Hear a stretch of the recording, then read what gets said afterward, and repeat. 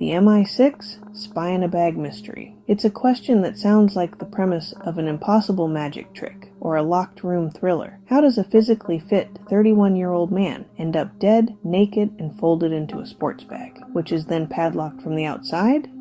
And how does this happen in the privacy of his own bathroom in a top-floor flat in one of London's most respectable neighborhoods, with no signs of a struggle and no trace of anyone else ever being there?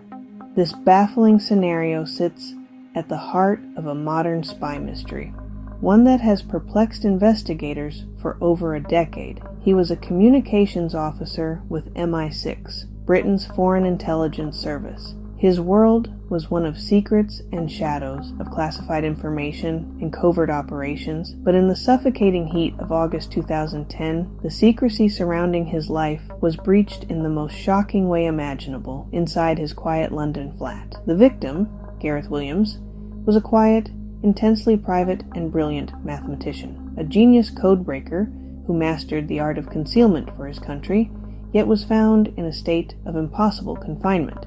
His own DNA was on the padlock, but there were no fingerprints on the bath, and no trace of anyone else in the room. It is a true locked room puzzle, a paradox that seems to defy logical explanation. His life had two distinct sides: the quiet, private individual known to friends and family, and the secret operative known only to his colleagues.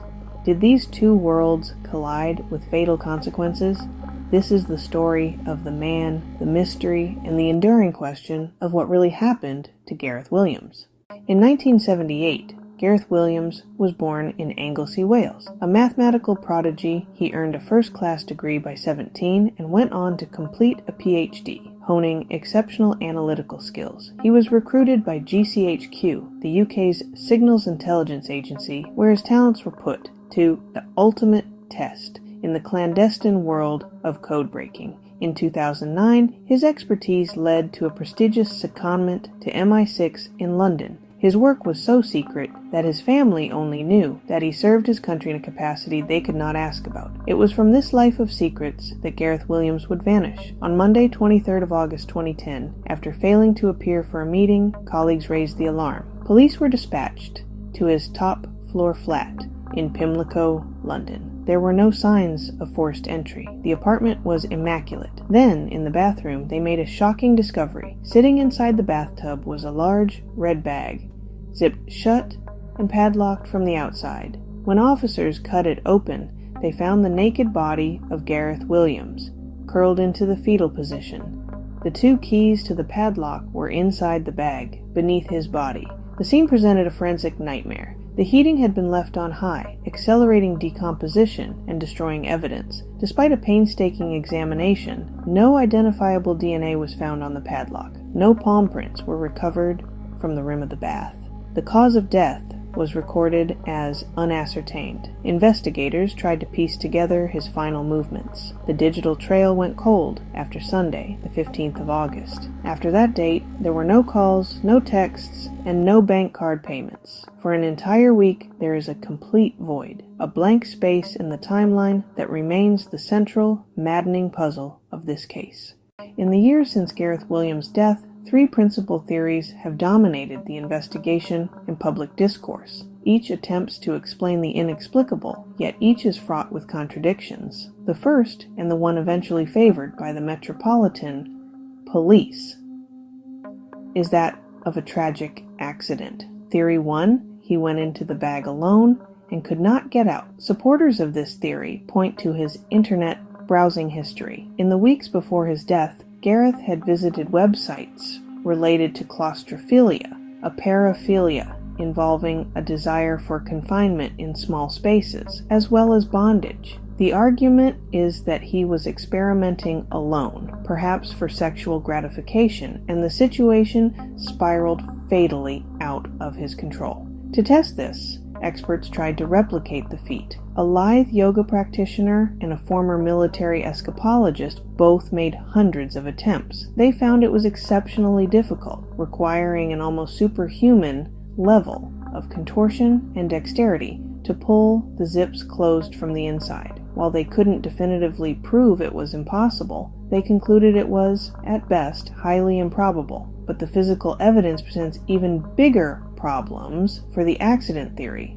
Crucially, no trace of Gareth's DNA, fingerprints, or palm prints was found on the padlock or the zipper pulls. Furthermore, there were no marks on the enamel of the bathtub, which one might expect if he had struggled inside the bag. His family and former colleagues have always vehemently rejected the idea, stating it was completely out of character. This leads to the second major theory, a targeted assassination. Given Gareth's work for MI6 and GCHQ, the idea that he was eliminated by foreign agents was an immediate and obvious line of inquiry. His expertise in sensitive areas of intelligence could have made him a valuable target. People argue that the pristine state of the flat points to a professional operation. The scene was forensically clean. There was no sign of forced entry, no indication of a struggle, and no unidentified DNA left behind. A team of skilled operatives, the theory goes, could have subdued Gareth, placed him in the bag, and cleaned the scene meticulously, leaving nothing to connect them to the crime. However, the method itself raises questions. Leaving a body to be discovered in such a bizarre and high-profile manner seems counterintuitive for the operatives aiming to avoid attention. It's a risky and loud method that guarantees a media frenzy. Despite extensive investigation into his work and potential enemies, no firm link to any specific state or hostile group was ever established. The third theory offers a middle ground, a consensual encounter that turned fatal. In this scenario, Gareth was not alone. He willingly got into the bag with the help of another person or persons as part of a shared sexual activity. This would explain how the bag was zipped and padlocked from the outside. Something then went terribly wrong. Perhaps the other party, or parties, were meant to return but didn't, or they were present when Gareth died and fled in a state of panic. This panic could explain why the body was left undiscovered for a week. The other person too afraid of the consequences to alert the authorities. Yet again, the lack of forensic evidence is the major stumbling block. If someone else was there, they were extraordinarily careful. No extra fingerprints, hairs, or fibers were found in the flat. And despite extensive police appeals and media coverage, no witness ever came forward to say they had been with Gareth or had seen anyone enter or leave his flat around the time of his death. These conflicting theories culminated in two contradictory official verdicts. In 2012, after a detailed inquest, coroner Dr. Fiona Wilcox concluded that Gareth's death was unnatural and likely to have been criminally mediated. She stated she was satisfied that on the balance of probabilities he was unlawfully killed, and it was unlikely he could have locked himself in the bag.